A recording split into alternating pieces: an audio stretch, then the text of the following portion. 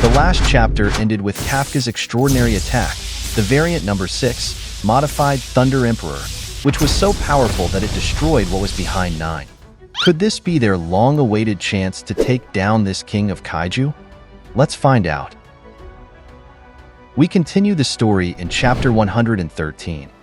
Here, after Kafka's solid attack landed, it managed to break 9's core. When Kafka saw this, his eyes widened, and he shouted with joy because he had finally cracked it. 9 spat blood from the attack he received, while Mina and the spectators' faces showed their faith that this would finally end the monster.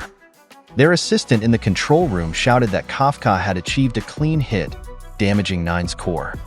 Kafka thought this was the end of their battle, but 9 caught his attention when he called out to 8.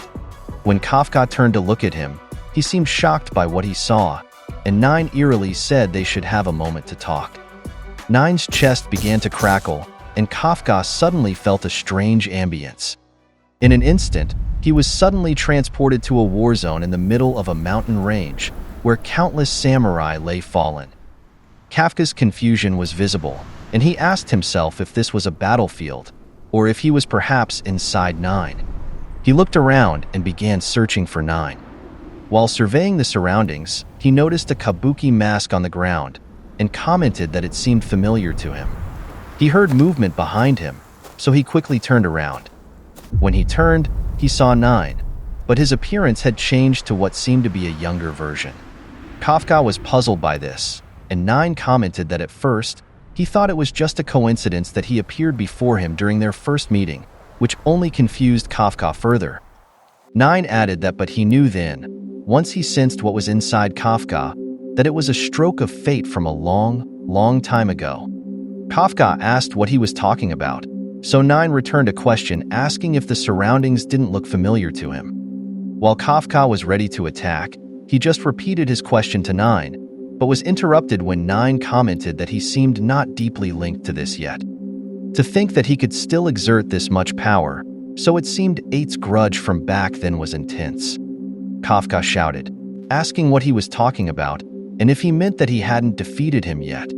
When Kafka was about to say that one more hit would end their battle, 9 quickly responded that he was wrong, and that he had already won. Kafka stopped at that, and 9 explained that he wouldn't last much longer and would disappear, and his hopes were already destroyed. They had fought here, and Kafka had won, while calling him by his full name. He said he really enjoyed himself. Humans had surpassed each of his expectations and thoroughly destroyed his plans.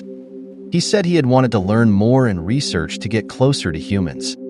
After explaining this, he said he was admitting his defeat.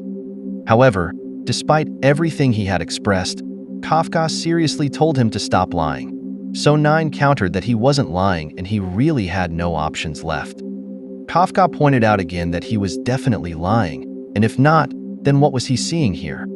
Kafka gradually began to hear the word kill, and he felt an extraordinary aura, causing him to shout and ask what was coming out of 9's body. Here, we were shown a terrifying scene where strange auras or souls were emerging from 9's body, prompting Kafka to question what these things were. Kaiju number 8's body seemed to go berserk behind him, causing Kafka to turn and wonder in his mind why it was reacting this way and repeatedly saying the word kill. Something began emerging from 9's body while he commented on how disappointing this was. Various monsters emerged from 9's body while he explained that because his core was destroyed, his equilibrium was also disrupted, which would cause him to transform into a beast whose only purpose would be destruction. Kafka remembered what Mina had told him about there being numerous kaiju inside 9, and here he realized this was what she had been referring to. While Kafka was still asking what kind of being 9 was, the ground began to shake and gradually broke apart. A huge hole formed around Kafka, leaving him standing on a pillar of dirt. During this, 9 asked him what humans called the thing he was referring to, and if he remembered correctly, they called it May. The wall next to Kafka began to crack while 9 recalled this, and soon after, an abomination of a kaiju emerged from it, and he announced that this form was the Daikaiju of the Meiriki era. Kafka felt extraordinary terror when he faced it, and he suddenly remembered the kabuki mask he had seen on the ground earlier, Realizing this was the samurai he had seen at the temple where Hashina had taken him to practice. In the outside world, concern was visible on Mina's face as she stared at Kafka and Nine. It turned out her reaction was because Nine had managed to impale Kafka with a surprise attack that came from where his core was located.